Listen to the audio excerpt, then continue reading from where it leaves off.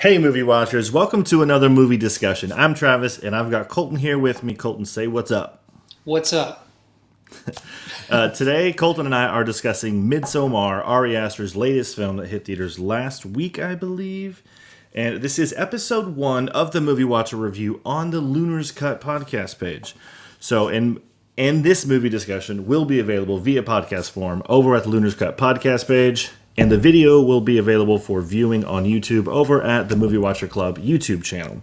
So if you're on listening via podcast and you want to watch the video, head over to YouTube, check out the Movie Watcher Club, type in the Movie Watcher Club on the YouTube search bar, and check it out. And check out other videos. If you're already watching the video and you would like to download this podcast for listening to later on your drive to work, however you want to do it, then the Lunar's Cut podcast page link will be in the description box below. And you can head over to the Lunar's Cut podcast and check out all the other movie discussions that we have available for you to listen to. Okay, Colton, let's get into this movie, this crazy movie. Before we do, go ahead. I'm sorry, I just have to, our sponsors have asked that I say, this is brought to you and paid for by Great Value Purified Drinking Water. They are paying for literally everything that we're doing. Walmart is literally going to sue me. Thank you. Yeah, no problem. They are definitely not a sponsor of any kind. We do not condone or, how do I say this legally, or promote any use of Great Value products of any kind, anywhere. But you're welcome to enjoy water at your own pleasure. Oh, my bad. I thought I misunderstood. Clearly. Thanks for that. Okay, Colton. So, you want to give our synopsis today? Do you want me to give our synopsis? You give pretty good synopsis, so why don't you take it away and we'll go from there. Okay. All right, so Midsommar centers around Dani, okay, who's played by Florence Pugh. Is it Pugh or Puff? It could be Puff, depending on... No, it's Pugh.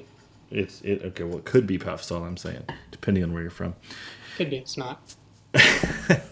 And after experiencing some family trauma, basically her bipolar sister kills herself and her parents in kind of a weirdly...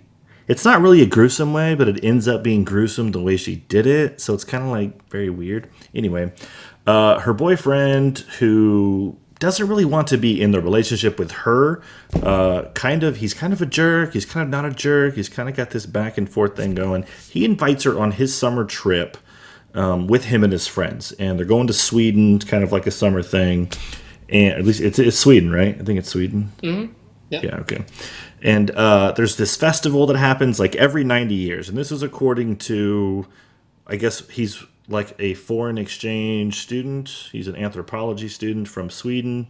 He's also going to college with these guys. And he basically invites them back to his home village. And these three guys decide to go for the summer, whatever. And so there's a festival. He explains it happens every 90 years, which turns out to not make any sense later, which I'm sure we're going to get into. And lots of strange things happen at the festival, like, old people jumping off cliffs. People drink lots of mushroom water or, some type of spiked water. And lots of drugs. Is it lots of drugs? Is that correct to say? Drug use? Various usages of different drugs. Gotcha. Yeah. So, and then there's like lots of weird things happening in the background. And so basically Dani gets drugged and wins a Dani contest. That's funny. Dani gets drugged and wins a dancing contest, which I'm pretty sure was rigged, but we'll get into that too. The boyfriend also gets drugged. Now, don't get me wrong. They're taking these drugs voluntarily, but I don't think that they understand the effects, the power that these drugs have on them. So anyway, the boyfriend also gets drugged and seduced into just like the silliest and most awkward sexual encounter that I have literally ever witnessed on the big screen in a movie theater. And Top so 10 for sure. Yeah, for sure. And so all these visitors die. All the Americans that traveled over there, and I think there's 2 Londoners that traveled over there, all to kind of join and be a part of this festival in Sweden. They all get killed. They're all dead. Ultimately, I think it has a lot to do with, I think it was all a setup designed to trick them to come so that they could sacrifice them and kill them and whatever. That's neither here nor there. All of the visitors ultimately die in one way or another. Some of the locals die by sacrificing themselves. And they do all of this in it's all to be considered a sacrifice to their god. Is it one god or is it multiple gods? I think it's one. I don't know that they go into that a whole lot. Yeah, I think they only say it once or twice. It's more of just a reincarnative state of mind that I think they're choosing to live by. Yeah, they believe it's a circle. Worship directly towards a god, if I understood correctly. Probably right. So it's very cult-like, and it's very eerie in that way. So lots of crazy stuff happens. So we're going to get into it right now. All right, that's my synopsis. Didn't cover everything. Give us plenty to talk about. Colton, give us your thoughts overall, generally speaking. What do you think of the movie? Yeah, well, first off, so if you just watched it, what we said a while ago on the synopsis, spoiler alert at the end there. So just throwing that out there. So overall, okay, so one thing I love about this director, as I did love in Hereditary, was the journey he takes you on and how much he sucks you in from the beginning and kind of keeps you there. He does a really good job of bringing you into the story at a slow enough pace to where it's like you're feeling it. You're feeling what the characters are going through. You're feeling the cringiness of all the things that the antagonist characters and the peripheral characters are going through and doing in front of our main characters. And I felt like this was right on par with Hereditary as far as that goes. Probably better, to be honest with you. I thought the style was amazing. I thought it was shot beautifully. I thought there was a lot of scares that I appreciated, some reverse jump scares that I'll kind of talk about here in a little bit. But as far as the story and the writing, I feel confused. I feel a little unsure that certain loose ends were tied up at any point.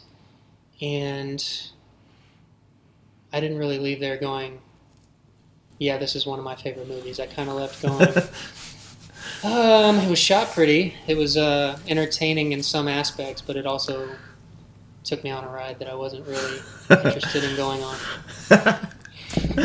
Did someone slip some mushroom water in your drink during the movie? Yeah. Okay, so that's so I sort of kind of, I guess, similar to you. I'm going to have much more layman's terms. I have a love-hate relationship with it. So for those listening and watching, I actually didn't watch Hereditary. All right, so stop throwing your tomatoes and your popcorn. Stop. Anyway, I didn't watch Hereditary, so I've actually got nothing to compare it to. So I'm kind of going off, just my own personal experiences with writing. For those of you that don't know, Colton and I actually have worked in the film industry. Colton much more extensively than I ever have, but we have been in the film industry, both of us. Him and I did some work many years ago, and then he actually did a lot more work after that, and still actually is involved with it to some degree. He does some acting, does some producing himself. So we're not just coming at you with our own personal opinions. We do have some technical aspects and some technical understandings of how film is done. So for me, I'm just kind of bringing in, this is a fresh movie. I don't have Hereditary to build off of or to work off of. So this is my first time seeing Ari Aster. And I kind of have a love-hate relationship with this movie in the sense that I agree the movie was shot beautifully. Like, I actually really appreciate the vision, right? Because vision is actually really hard, I think, to come by these days. You've so much of this stuff is just pumped out so quickly, right? Every week there's new movies, there's new shows. There's so much stuff that gets pumped out so quickly that I feel like, at least in this instance, Ari might have he might be the kind of guy that takes his time to make sure he gets the right shot, to get the right scene, to make sure the lighting's right, the sun is in the right place, the movement right. You don't pan too fast, you don't pan too slow. And I appreciate that because that's taking it to an artistic level, not just, pressing record basically and using everything else in post. Because some guys I know they shoot in 4K, 27K, and they just take a wide angle. They just take a wide angle shot, and then you just zoom in, and then you can do whatever you want with the image after that. So I appreciate that. Love the way the movie was shot.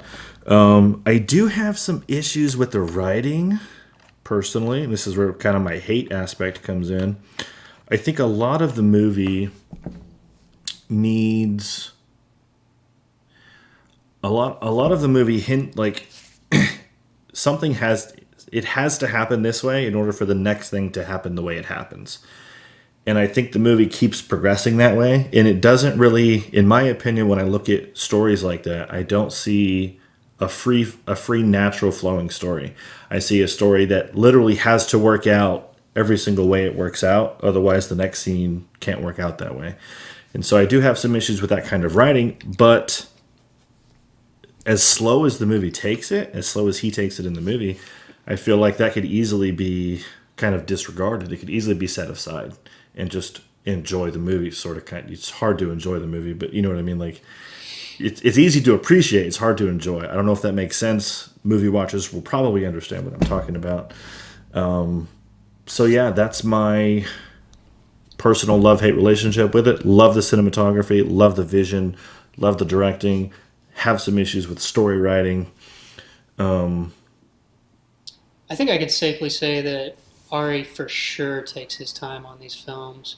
I think he really bites off more than he knows he can chew for sure.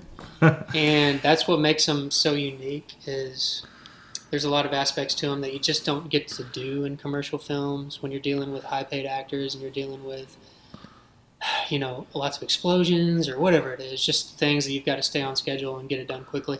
I think he, as a more of an indie style artist, takes his time and tells the story that he wants to tell, which doesn't always cater to people, as you can see. Right. However, I've heard a lot of opinions this weekend that people did love the film, some more than Hereditary, and thought that it was, I think the buzzword of the weekend was high class horror, okay, yeah, not the cheap thrills that you would see in some of the more blockbuster type stuff that's come out in a few years. So I appreciate that about him. It's definitely a different kind of horror. Like, I would say that, so for a lot of people are comparing him to Peele with, movies like Us and Get Out. Okay. More like, but I almost feel like Ari with this movie is in his own genre of horror. Like, part of me feels like it's the first time I've seen something like this because it's not really horrific, in any type of mainstream way, right? Like Freddy, Jason, it's definitely not slasher horrific. No. It's also not paranormal horrific, which I understand Hereditary was paranormal, and it's not necessarily, it kind of is psychological. It's kind of a psychological thriller. I imagine it would be classified as like a psychological thriller or a psychological horror, but it's like deeper than that. I don't know. It like parts of it anger you, parts of it really mess with your head. There's the psychological part, but it's like this combination of psychological horror and emotional horror, and you absolutely adore parts of it, and then you just absolutely despise other, I don't know, it's just weird. I feel like he's literally kind of like in his own genre, of style here. And it's kind of interesting. Yeah, I would say it was horrific, but I see what you're saying about not being a classic horror genre. But some of the imagery was horrific in my mind. It stuck with me more than a James Wan movie, to be honest with you. I mean, as far as what I saw on the screen, Yeah, so I read an article. I heard that, I guess his DP, listeners, watchers, the DP is the director of photography, who is essentially kind of responsible for setting up scenes and shots and kind of helping Ari bring his vision to life is basically probably the best way to just explain what he does. But he hired a guy who is literally known for using real dead corpses in his movies. Like actual dead like real human bodies, real human people that have died. He actually uses them and that's just like, there's got to be I feel like there's a line in that you're way past that line at that point. Now, I don't think there were Yeah. any. I don't think there were any dead bodies in the movie. I'm pretty sure the people, that jumped off the cliff were fake. Well, the people were real, but you know what I mean. Once they I hit would the hope. rocks and once they got smashed their head in by a hammer, I think they're fake. But that's creepy. That's like just a different level of creepy. That's like borderline. I don't know. I don't even know what that is. That's super weird and gross and disgusting. An actual real dead corpse. You're just handling it on set. And I haven't everyone's, heard like, about acting. this, and I Everyone's don't know how that would be acting. legal. So, Well, obviously they'd have to be donated. You couldn't, right? You certainly couldn't take them. That would obviously be illegal. But who would donate? You know what I mean? Like, even the conversation is creepy. Like, either way, all I'm trying to say is that this guy. maybe it's like actors. It's like, I got to be in one more scene for the road, you know? This is my That's legacy. awesome. That's awesome. The only actors to ever act post. Mortem? Is that what they call it? Yeah, post-mortem. Yeah, there you Post-mortem go. acting. That should be a new career style. I should be a post-mortem acting coach. Dude, you could be. Be like, this time just more like, you're a little bit too much like, more like, So, Oh man, that's so creepy. Please don't go into a room of other and try to tell them how to act. I don't think it'll work out very well. okay. But yeah, so the imagery, those of you that haven't seen it, those of you that have seen it, you probably know what we're talking about. Like that lady who, like the first person to die in the movie, who jumps off the cliff and hits that rock. When she bounces off the rock, like literally her face like separates. And like a whole flap of her entire skull like opens up. I actually hated that. Yeah, it's actually. I think the lines before that. I think that's actually too far. I didn't hate the gore of it, although I don't think you need to do it, and I'm all about implied scares more than I am. That wasn't really a scare. Implied graphics, telling the story through other people's reactions. I like stuff like that. But if you're going to go gory, what I didn't like was, I don't think your face is going to splat open and fly everywhere like a watermelon. Pretty sure your skull's a little stronger than that. It was only like 50 feet in the air. It wasn't like That's true. skydiving height. Even That's then, true. I'm pretty sure you would just break your cheekbones into your skull. Yeah, I mean, if anything, I imagine it would just cave. Yeah. Right. The fact that it was actually flap open, like it was on hinges, She would have That's had to have obviously- hit like the perfect spike or something. And it was like a flat rock. So, yeah, yeah, lost me on the effects. wouldn't make much sense. And then, okay, what about the husband? Why in the world do you think he jumps off the cliff feet first? He just got scared. He maybe like wasn't fully committed to falling face first. Like, who did? Like, there's no. I would literally dive like I was diving in water. I don't know that was her husband, but Oh, okay. I'm sorry. Yeah, the other old person.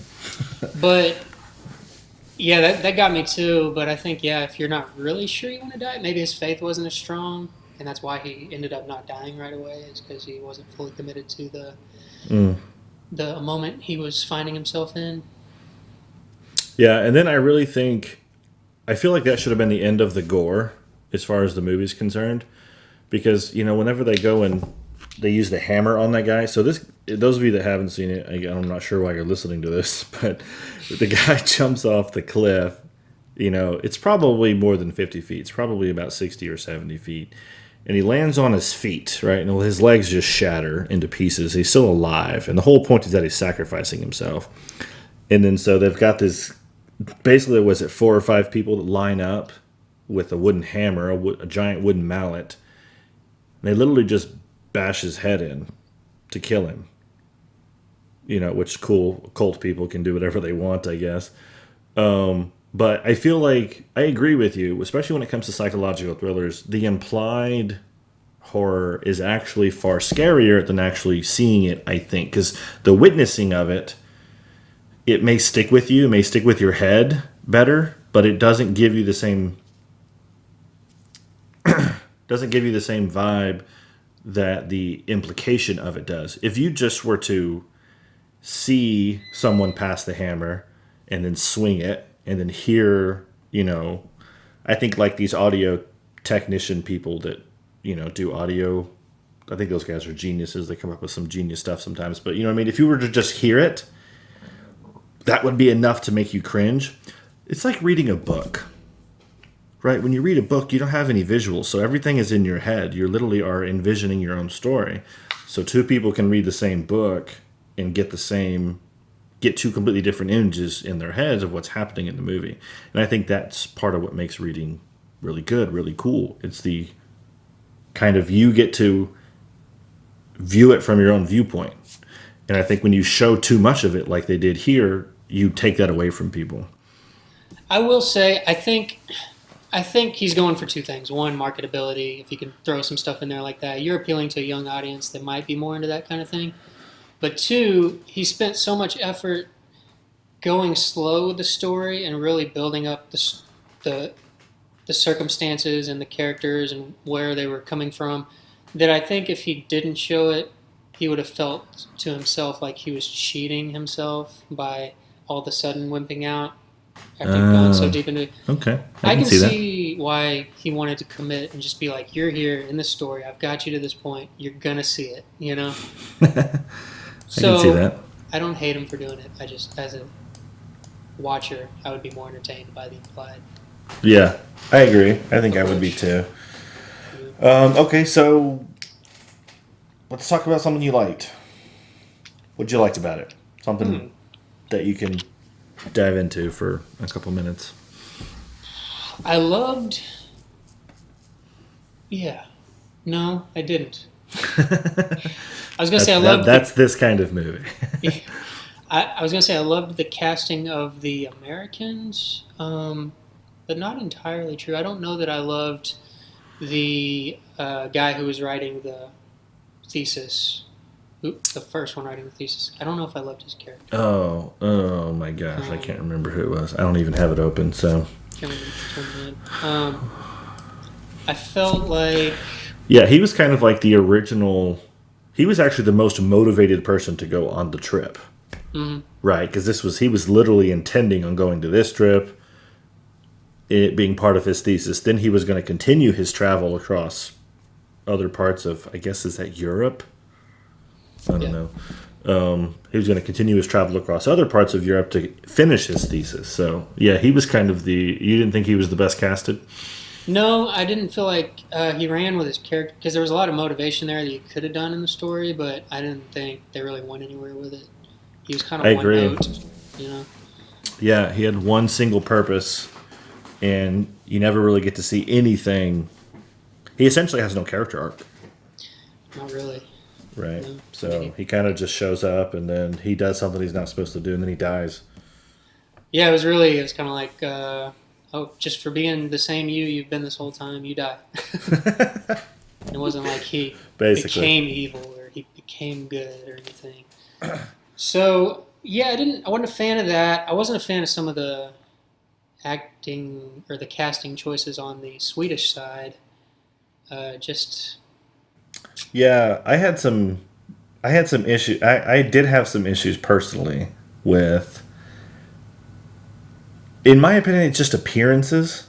Can we blame that on the cast? Do we call that the cast? I guess you can't really change someone's image that much. Yeah, I would blame casting. Yeah, so I didn't think... I just thought it was kind of silly how these are supposed to be villagers, living and thriving off of the land. And they clearly have... Well, okay, that doesn't matter either way. There seem to be... only old men. And I know we talked about this after we watched the movie. It didn't seem like to me like there was these well-fit, people that were help keeping this, I guess you could call it a native village alive. You know what I mean? Like, to me, that seemed like there'd be lots of work that would need to be done. You would need some brawn. You would need some brain, and you'd be eating virtually... minimalist. You'd be eating like a minimalist, like a vegetarian. Rarely, would you be eating like an American. Yet everyone looked normal. You know what I mean? No one looked like they were really fit or in really good shape, and everyone they were like, I think we counted like 4 people that looked like they were under the age of 35. As far as men are concerned, everyone else looked like they were in their 50s. So I can agree with that. I do think that Florence, I actually loved her acting. I actually thought she did incredible. She had to experience so many different emotions based on that character. And she's essentially like depressed the whole time and really trying to figure her life out the whole time. And I think she did a pretty good job portraying that message. That was one thing I loved about the movie, actually, was the director's ability to really make you feel sorry for her for what happened in the beginning. And then as certain moments came up once they were in Sweden, and you were just like, oh, this is terrible timing for this girl, for you to be doing this in front of her. Like, it made you really sympathetic for, like, really? Like, they take her to this town in Sweden and put her through this exact, what she doesn't need to be seeing right now. And I was, like, feeling that for her, so I thought that was really good writing. Her character, it happened the right way. It was just some of the other people that were involved in the story that didn't pan out right.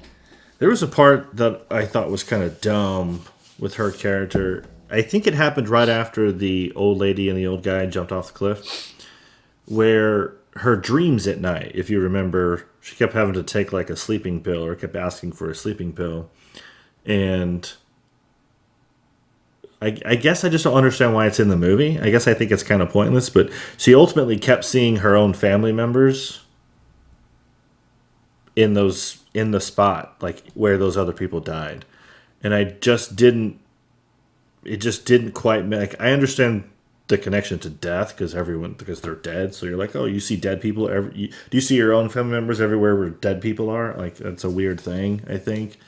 So I didn't really fully understand why it's in the movie, and I really only think it's in there just to be a psychological thriller. I don't actually think it serves a purpose. I don't agree with that necessarily. I mean, that's kind of what I was just talking about as far as her going through these moments that reflected on that, because I thought it was a suicide by her sister and a really gruesome murder of her parents. So these gruesome images she was seeing in real life, I personally think it makes sense that she's flashing back to some of that stuff. And the only way to show that visually on screen is to flash it on there. So. Well, yeah, but I mean, I would understand a flashback as far as seeing other people commit suicide makes me feel a certain way because my family committed suicide recently. That makes perfect sense. But when you take your dead family members and you literally put them in the exact same landscape, the exact same cliff where these people jumped off, and there's even the one scene where she sees her sister leaning up next to that rock, and the tube is still taped to her face. You know what I mean? Like this, in my opinion, serves no purpose. I understand the relationship of seeing people commit suicide and feeling how that felt, reliving that experience to some degree, but not in the sense that she sees her family. I don't know. To me, I just think it's a little silly. But I do think she does a really good job of portraying these emotions. I do think she's a fantastic actress in this movie. Yeah, she was good. There was a few things like that in the story that, not so much that one for me, but some of the stuff that did stand out to me as kind of weird were just little mini stories that didn't seem to wrap up. Like the mentally challenged or deformed, whatever he was, character. They never really explained or went anywhere with that story, but it seemed like it was going to be an important piece of the puzzle at the end, you know? Yeah, they basically just explain that it's inbred on purpose. They do that so that they're unhindered by normal. Although, first of all, if you live in this village in Sweden, you can go ahead. You know what I mean? Like kind of their argument for, oh yeah, we do the inbreeding so that they're not affected by the social norms. These are my words. I can't remember what they say in the movie, but ultimately that's the reason why they inbreed them, so that they can't be affected socially. In your village, with only 50 people that live there and there's no contact to the outside world, you can go ahead. That already doesn't make a ton of sense. But yeah, they explain that part, and that's all you really get. And then it's like they were breeding these dysfunctional characters to write their version of the Bible, you know? Right. Like that was their purpose, was to just purely in their different thoughts write this biblical thing for them. And they never really explain what it is that they're getting from that. They just read it once while they're jumping off the cliff, and that's really... So it's Right, like, and that should have then been a bigger thing, you know? it definitely should have been. And then when that kid, we can't remember his name, sorry guys, the guy writing the thesis, when he goes in there to take photos, we see him with the other kid's skin on. At least I'm pretty sure that's what that is. Right? I'm pretty sure he's wearing the skin of the other kid that got killed. And then you see him get hit with a hammer, and then you don't see him anymore. And it literally is like, it's like they decided, nah, we don't, that part of the story's done. Yeah, all of a sudden it turned into Texas Chainsaw Massacre or something. It's like, all of a sudden this reincarnated village is wearing people's faces on their face for no reason. Yeah. Very strange. That's a good point. They definitely should have extended that. There's like a point in between the like hour and 15-minute mark and hour and 45-minute mark where they just go into these little weird things that never get explained. I mean, yeah. Go ahead. Well, no, just like that and the dance competition, which I get that she had to win something to make the choice, but it just seemed forced. It was like one of those things where the writer knew where he had to go, so he just threw it in there, sort of thing. Yeah, so I actually hated a lot of... Okay, hated is a strong word, I apologize. I disliked lots of things like this, and it's mostly just because I do a lot of writing personally. Like, I like to write stuff down, I like ideas, I like to come up with movie ideas, stuff like that, and I like to flesh my stories out. And so when I look at other people's writing, lots of stuff in this movie, I don't think... Okay, well, first of all, I think I said this in the synopsis. I think there are lots of things in the movie that quite literally have to happen that way. Because, like you just said, they know where the end is, and they're working backwards. So they're literally making these things happen in the plot that get you to the end, which is fine, but they should come up with a more natural way of getting you there, rather than this thing needed to happen specifically. Absolutely. And I can think of a lot of things, especially in the beginning of the movie. But you talked about the dance, and I agree. Like, I actually think the dance was staged, and I felt it in the movie theater before it even began. As the two girls were just talking about it, I already knew she was going to win, because I felt like she had to win. Like, they built it's too big of a deal in the plot. You know what I mean? Because it was like at the beginning when they're sitting back in America, and he's like, "Oh, this was the winner of last year's dance. Hey, exactly. You should come along." Yeah. That's kind of like, wonder what's going to happen in an hour. Yeah. So, well, and then like whenever they first get there, and she's looking at all the pictures and all the stuff on the wall, he brings it up again. Oh, this is last year's winner. You know what I mean? Like, it comes up 2 or 3 times in the plot before this point, and then when it actually gets here, you know what I mean? It just seems like it's too big of a... Like, it seems too big of a deal, and it doesn't seem like it's natural. There's actually really no explanation for why she would win, because if she's drugged and she's not used to taking these drugs, and all these other girls are used to it because they do this all the time, you would think that they would be more susceptible, to not having the effects, right? Whereas she would clearly be like, falling over and throwing up. I mean, it's and then you have what? And then you have the girl that is like seduces Christian, her boyfriend. She's the first one out of the dance, and she does it by throwing up. Is she pregnant already? She literally just vomits and she's out of the dance. She's like, oh, well, I guess I'll go seduce her boyfriend now. Did she vomit? I didn't see that. Yeah, she throws up, but I think it's an act, because as soon as she gets up, she's like smiling and laughing. Oh. You know what I mean? So I don't know that she throws up, but in the movie it looks like she is. Which I think is strange. But I think almost everything up until how they actually get to Sweden, I think quite literally almost has to go exactly that way in order for the movie to make sense. Like, like none of that stuff can actually happen naturally.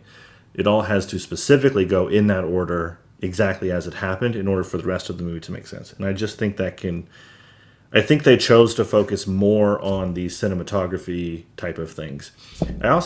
Sorry, if you want to comment on what I just said. I think that's kind of the problem you run into when you have a director who's itching to make a movie, write the script, because he was the writer and director. So more than likely, he had the vision. He had a decent chunk of the story in his mind, but there were some missing gaps. And so rather than have a professional writer who's experienced that kind of hurdle, probably finished it himself. And I think that's what you're seeing. And it's got that indie feel to it. I mean, it's really well done. For sure, yeah. But it's definitely got the indie feel, especially in the writing. And there's just some choices that are pretty avant-garde. But, you know, kudos to him for what he did with it. And I think he's got a huge career in front of him if he just keeps and keeps working on the craft. But there's just a lot of, this is for him. If he watches this is to bash him enough to say, these are the holes, and work on it. I guess that's do better. Yeah. Yeah. That was a little off topic, but no, that's fine. I was gonna say something, but now I forgot what it was because you jumped subjects, but I like the subject jump. Well, I'll just throw it back into what you were talking about a little bit. I mean, one thing, I felt like Christian, and it's funny that his name is Christian. I actually read that somewhere. It's like he was too patriarchal, and they were using him to kind of tell a little bit of a feminist story that was in your face. I kind of felt that way. We talked about this after the movie a little bit. I actually didn't like the way his character was written, and I don't actually think he's like a grade A actor by any means. I literally think, other than his ending purpose, that's all I see, honestly. All I see is his entire character arc just has to get him to the final really weird sex scene that Dani happens to see. Like, I literally feel like everything is written just to get him to that one point in time. Yeah. And I hate it.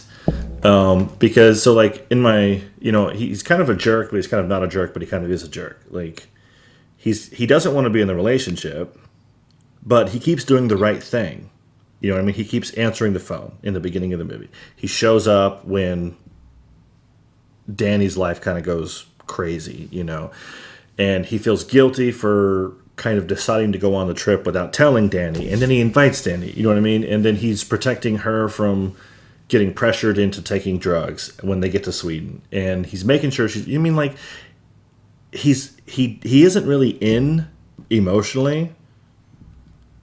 But he is still doing the right thing. And you had a comment. You said something about that after the movie, and I can't remember exactly what it is. So I don't want to. So I'll let you say it.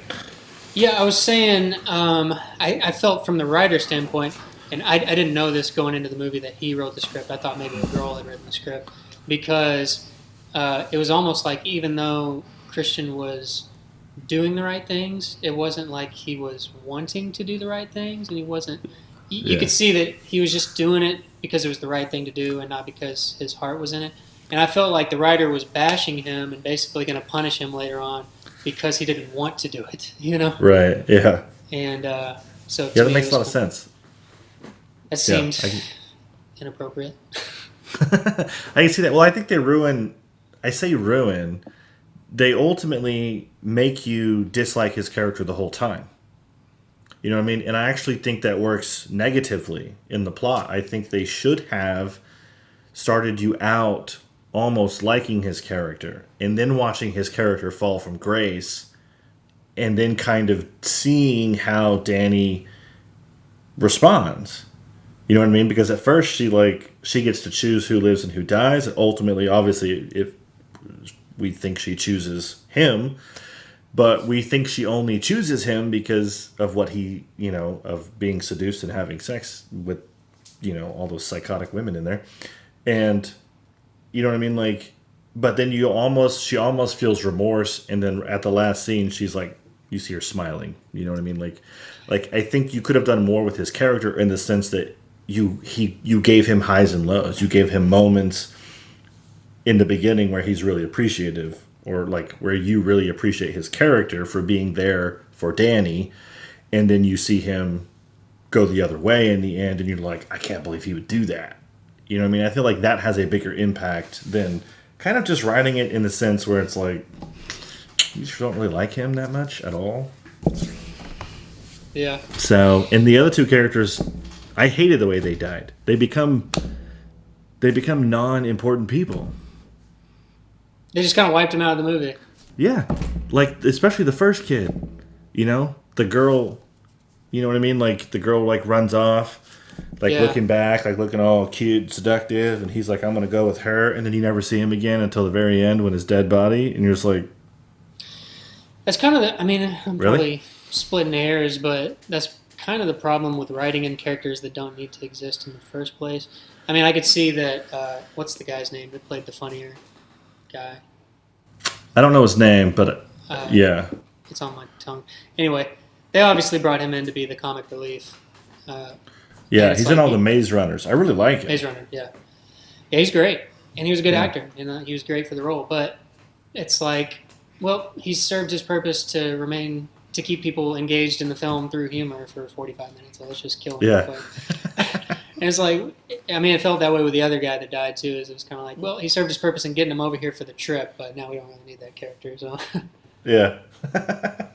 Oh, that's funny. I mean, I think when you get into more commercial films, there's a better job usually of every character has a purpose that has an arc, and it's fully fulfilled, and you can feel good about where everybody ended up that was in your main ensemble, you know. Right. And really, the girl's the only one was. Yeah. That happened to agreed. Them. Agreed. It's like the only. I mean, which is fine. You center the story around the character is fine.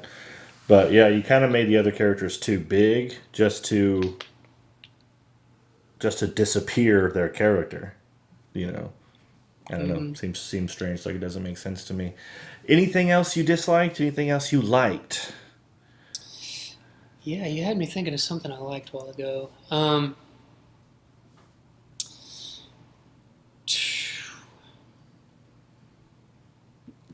Well, I have more that I dislike than I like, so I'm trying to space it out with some things that you liked.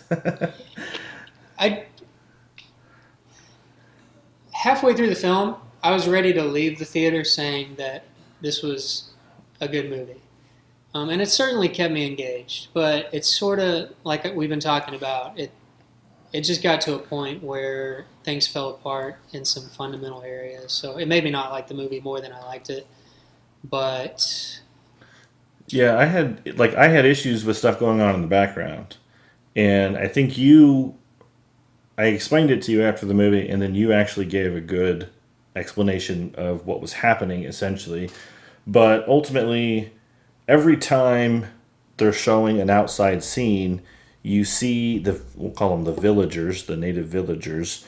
They're always doing something in a ritualistic manner, and we talked about this. I think they oversell the occultness, the cult-likeness of the village people. Like, everything is done ceremoniously. That is so strange to me, and I feel like it takes, I understand its visionary purpose and its cinematographical purpose, if that's an actual word. Cinematographic purpose? Whatever. I understand, and it does add style and it does add vision. But when you sit there and you actually think about what is happening on screen from a realistic perspective, like, does this actually have a reason to be on screen? Does it actually make sense? Would these people actually be doing this? You're kind of like, no. Nobody, like the example I used when we talked about it. Two grown men, like, take a sheet, like a bed sheet, and walk out to the middle of the field and start folding it and dancing at the same time, like it's a ceremony. Like, I just cannot comprehend. Like, maybe that's me. Maybe it's my fault. Maybe you movie watchers can comprehend what that's all about. But to me, it's just stupid. Like, it's just dumb, I think. I think that's why they're calling it a high-class horror. Well, that and just how psychological it gets. But for sure, the whole thing is a style, and it plays to the visuals on the screen. For sure. So yeah, it's not a realistic movie. I can't leave there and sell it as a realistic movie. But You know what I did like about it was its unique factor. I mean, I think it's good for film. I think where he's going with this For new sure. brand of horror is great and kept me Yeah, engaged. it did. I mean, we were. I mean, what? It's like a 2.5 hour movie, and I don't remember wanting to fall asleep. I don't actually remember wishing that I was going to leave. I don't remember necessarily wanting to leave. I do remember thinking, "Oh, that's cool," and then being like, "Why is that actually in the movie, though?" I'm not really sure. That's about the worst of it, though. Yeah. So okay, so compare. You've seen Hereditary. I haven't. This is obviously Ari is in his own league, whether you call it a professional league or a semi-professional league, whatever. He is clearly in his own class. So compare the movies for us. How did he do? What do you think? Hereditary versus Midsummer, however you want to pronounce it. Tell us, give us something to go off of here. Excuse me. Well, I didn't know anything about him or the production that was putting Hereditary together when I went in to see it. It was just this promoted horror film that looked pretty good. So I went in there and I was like, sweet, new horror film. And if you ask anybody that saw it in theaters, even at home probably, what did they think about Hereditary right when they left the theater? Their answer is probably unanimously going to be, it wasn't really like any other horror I'd seen, and it made me feel a certain type of way. It was one of those films where you see it in your head for the next 4 nights when you're going to bed. Oh wow. It doesn't really leave. So I personally liked Hereditary better because I'm a fan of supernatural and I'm a fan of being in the dark and just I, Yeah, I like Supernatural too. I thought because it wasn't based in reality, well, unless you believe in supernatural, I guess, then uh, it just captured me and kept me in the story better than something that was supposed to be realistic, but then just really wasn't. You know? Yeah, like one of the things I thought in Midsommar, at some point about halfway through the movie, I was like, somebody, everyone that's visiting, right, the 4 people from America, the 2 people from London, someone needs to realize that something's going on here, and they need to leave, and they could have done that in the movie. So I guess that kind of, if I had seen Hereditary, I feel like that's you can't escape, the paranormal. You know what I mean? So I kind of like, for me personally, I agree in the sense that I like paranormal more. I don't like realism because you can apply too much realistic stuff to it. But anyway, continue. You especially can't escape it in Hereditary. Spoiler alert. When it's you. But anyway, uh, so I, before comparing again, I was going to say one thing that I really liked about Midsommar was how it made me feel when she was explaining after they jumped off the cliff, like why they're doing it. The lady that ran up. Yes, I thought that was one of the most genius parts of the film because it took this it was. cult that was doing something crazy and it made you sympathize with it just a little bit. Hmm. Maybe not a lot, but enough to be like, they're only 80% wacko and there's 20% truth to what they're saying, that maybe Americans are doing it the wrong way, you know? Obviously, not going to be jumping off cliffs, but as far as going out with dignity and coming back, I can see where they're coming from. And just the way he delivered that in the message, I thought was like, good Yeah, job. I think that position should have been taken more often because, like I was saying, I feel like so essentially, none of the people that made this movie are a part of an actual cult. At least I don't think so. Maybe they are. But they seem to be force feeding cult like situations. And in that scene where she's kind of like the high priestess, if there is such a thing, she basically, like, these people freak out that these 2 people jumped off the cliff. And then the 2 people from London are like, you guys are crazy. What is going on here? These people just killed themselves. You cannot let that happen. And she runs up and very humanely explains, this is our way of life. This is our culture. This is our practice. We believe that life has a circle and they are not really dying. They're not really committing suicide the way you believe death to be, because we believe that there's a rebirth and that they will become a part of the ground. And you know what I mean? Like, so it all of a sudden becomes not so insane. And that actually adds to the creepy factor, I think. And it also adds, I think it makes the impact bigger, and it for me, it actually brought me in a little bit because I'm like, okay, maybe this movie isn't, And then when everything else after this though is just all super ceremonial. Then when they cut the guy's cult-like. face off and wear it on their face, then it's back to weird. Yeah, you know what I mean. Yeah, and so I'm Right, just yeah. like, they should have stuck with that style. Would have been really. It would have been interesting to see the people act that way throughout the whole movie because you actually want to believe her in that moment. You really want to believe that this is the way they live. This is a part of their lifestyle. That they really do actually believe this in their head. And maybe they do at the end still. But it just seems like a lot of trickery is going on. And when you see trickery and manipulation, you see psychopath, right? You don't see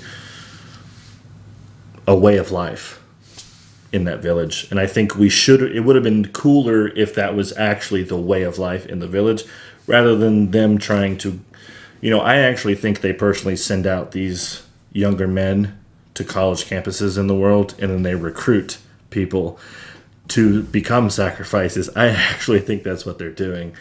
So to me, it was just like they're psychopaths and they'd just do this every year or every 90 years, which is also dumb, but You were talking about that whatever. when we left, and I don't think I subscribed to thinking that they were tricking them a whole lot. I thought that it was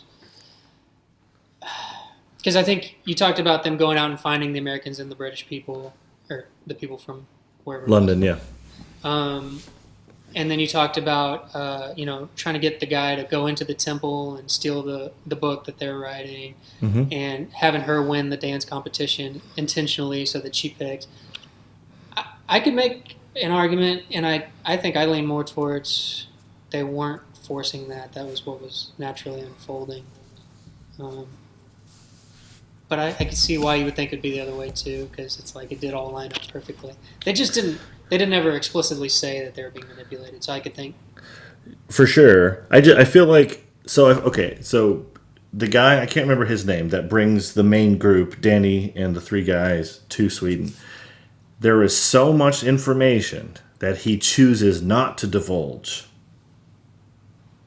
And when you do that, I start saying manipulation. Right? You are ultimately, you know what I mean? Because he basically he praises everything. Right? He gives everything praise. Like, oh, it's a great village. It's a sweet village. It's my hometown. I grew up here.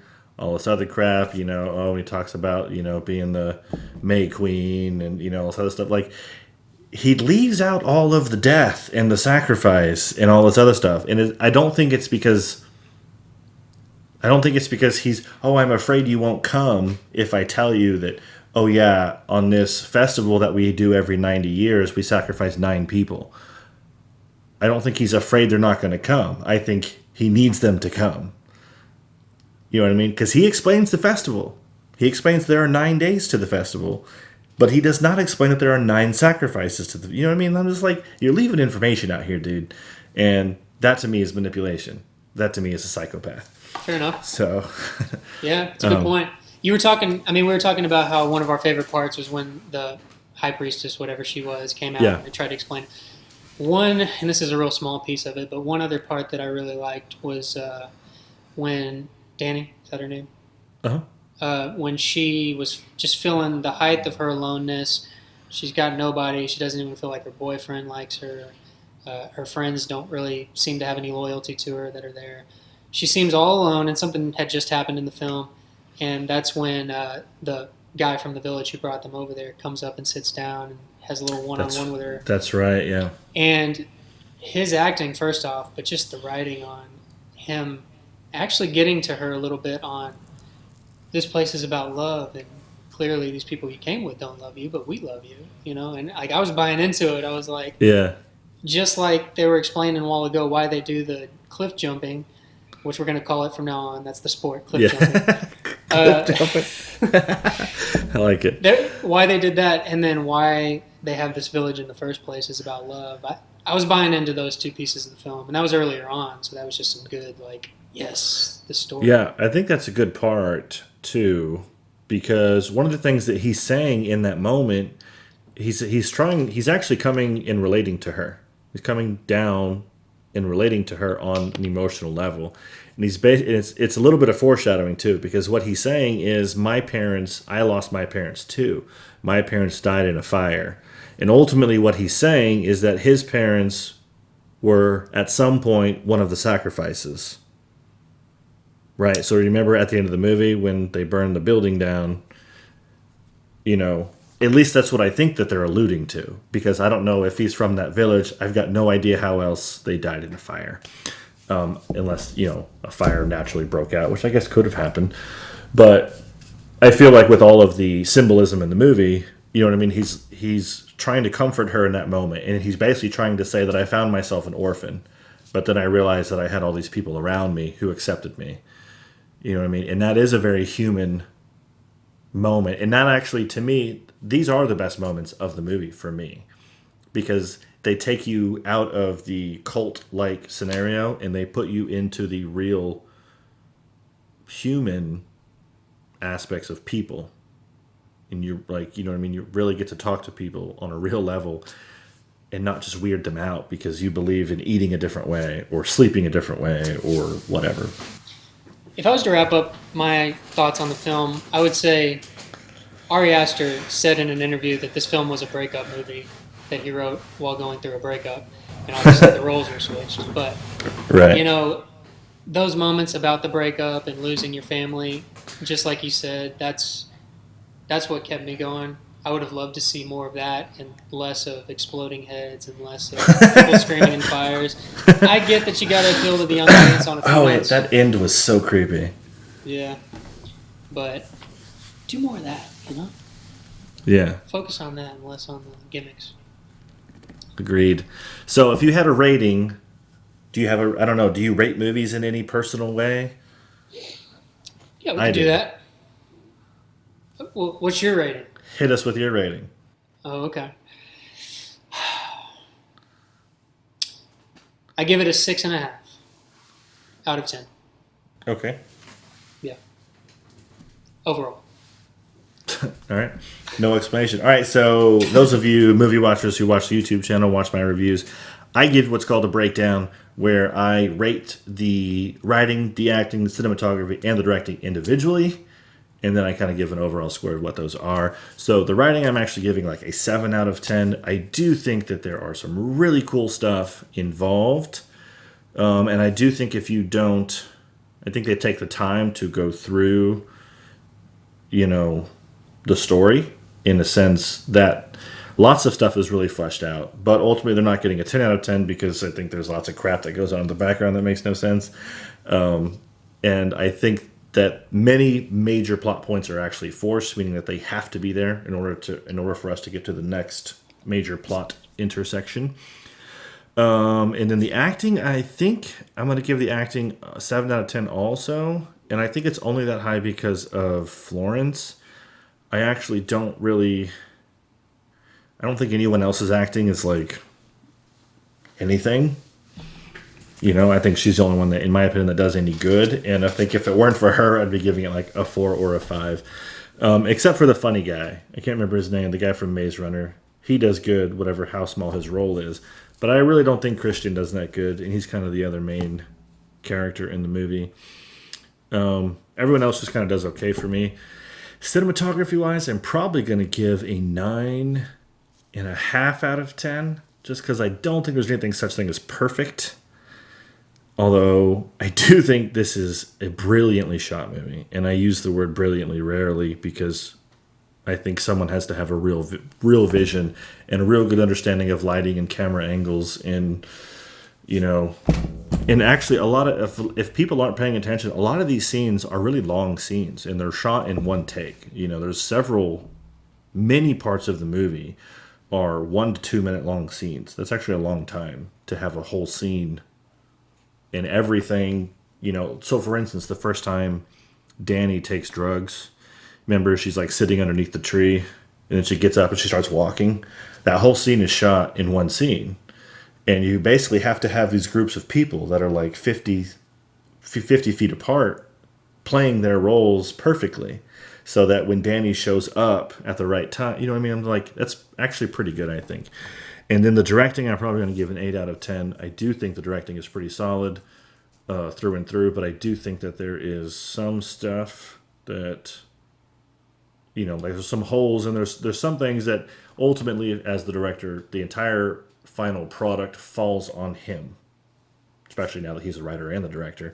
And so anytime there's plot holes or things in the movie that don't necessarily, inconsistencies, like those two characters that just kind of, they appear to be important characters and they just die real easily. If that was a choice, I think that was a bad choice. If that's just a product of having a 2.5 hour long film and you had to cut stuff, you know what I mean? If that's just a product of production, then that's still a mistake because I think you didn't plan it properly, which either way, not perfect, but I certainly don't think, I will certainly watch almost any of his movies from now on just because of the vision and I think the talent that he brings.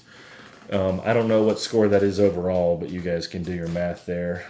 7, 9.5, and 8. It's probably going to be an 8.5 out of 10, which sucks because I really don't want to give it that, but I really didn't like it, an 8.5 out of 10. It's a lot higher than I thought you were going to give it. Well, it's why I like to grade that way, because it keeps me objective as far as it keeps me from leaning too much on how I feel. Right, because if I gave the score on how I feel, I'd probably give it a 6.5 out of 10, 6 out of 10 maybe. Well, you just in my rating system for it, bro. I'm not. Everyone's got their own rating system. Kev's rating system is, will this DVD go on my shelf? So I don't know. This one probably will for him, but either way, I do mine that way because it actually. I end up more often than not, I ended up giving higher ratings than I want to give, and I think it's fair this way, because if I really rated the writing all by itself, just the story, I probably would give it a 7. It's got some pretty solid stuff to it. It's got a couple of questions to it, but does that ruin the story completely? No, it doesn't ruin the story completely. So I can complain about it all day, but technically speaking, is it really devastating? No, it's not. So. You know what I like about this interview is we didn't talk once about the most obvious part of the movie, which was it was shot entirely in the daylight. That's like the one thing everybody's going to talk about for this movie. So, that is true. Spoiler alert for that at the end. Yeah, but it's not though, because several times she wakes up at night. But it's not really at night. You know what I mean? You're not outdoors. Right. It's just dark. But it only happens like 3 times, so not that big of a deal. All right. Any other comments? Anything else you want to say about the movie? I want to show it a little love. I would say if you haven't seen it in theaters, go see it, support it, because, like he said, this guy needs to put out more films. He's unique. For sure. He's a great mind. Just some holes that we were covering that we would cover if we were shooting it again for him. But yeah, I think he's going to have like his own cult following after this movie. I think by his third movie, it's going to be like a part of. You're gonna, you know what I mean? You're gonna be like, oh, you haven't seen all of his movies? You're nobody. You know what I mean? Like, I think there's going to be an actual like popularism, a social popular demographic that follows him. Mm-hmm. Because of how strange he is, you know what I mean? But he's also really good, so. Yeah, I agree. If you like it, or even if you haven't seen it, go watch it. You should watch anything, even if you don't like it, actually. You should go to the movie theaters and watch all movie theaters, because if they don't make any money, then they don't get any better. And I would love to see where this guy goes. You know, like Quentin Tarantino says one thing I think is very interesting, because he's on his 9th film now. One of the things Quentin Tarantino says is a director has only 8 good movies in his career. You know, why did he say that right before his 9th? Well, he didn't say it before his 9th. He said it before his 8th. Oh. I just think it's funny that he said that. Obviously, there's no real basis for truth for it, but it's kind of like if if a director does 20 movies and you look at all 20 after they're all done, you know what I mean? Like, there's a couple perspectives you could look at that saying from. You know what I mean? Is it possible that 8 out of those 20 are actually considered his best movies and the other 20 actually don't hold up to time? Maybe. I don't know. So I'm really interested to see if he comes out with something else next year and keeps up the 1-year cycle. I'm glad to know I've still got 8 in the bag for myself. So let's get started. Sweet. All right, Colton, thanks for stopping by. Movie for having watchers, me, thanks for checking us out. You are welcome. We should do this again. I watch tons of movies. If you want to watch tons of movies, we can do tons of movies. But yes, movie watchers, thanks for checking us out. Guys, YouTube, Lunar's Cut podcast page. You can find us anywhere, everywhere. Later. Peace.